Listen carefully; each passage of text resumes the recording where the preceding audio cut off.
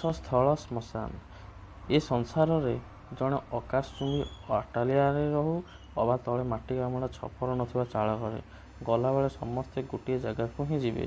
ଅବଶ୍ୟ କାହା ପାଇଁ କୁଇଣ୍ଟାଲ କୁଇଣ୍ଟାଲ ବିଶୁଦ୍ଧ ଘିଅ ଓ ଚନ୍ଦନ କାଠ ଲୋଡ଼ା ହେଇପାରେ, ଆଉ କେହି ଓଦା ଶୁଖିଲା କାଠ କେହି ଖଣ୍ଡିରେ କାମ ଚଳେଇ ଦେଇପାରେ। ମାତ୍ର ଶେଷ କଥା ହେଲା ପାଉଁଶ ଅବା ମାଟି ତଳେ ସମାଧି। ମାଟି ପାଉଁଶରେ ହିଁ ଶେଷ ହୋଇଯିବ।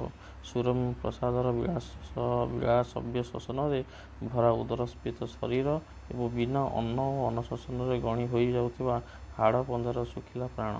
ପ୍ରାଚୁର୍ଯ୍ୟ ହେଉ ବା ଦରିଦ୍ର, ସବୁଥିରେ ପୂର୍ଣ୍ଣ ହେଉ ବା ଶୂନ୍ୟ, ଶେଷ କଥା ହେଲା ସବୁ ଶୂନ୍ଶାନ। ଶେଷ ସ୍ଥଳ ହେଲା ଶ୍ମଶାନ। ପୂର୍ଣ୍ଣତାରେ ଭରା ସଂସାର ହେଉ ଅବା ଶୂନ୍ୟତାରେ ଭରା ଶ୍ମଶାନ, ଜୀବନରେ ଏହି ଦୁଇ ବିପରୀତ କ୍ଷେତ୍ର।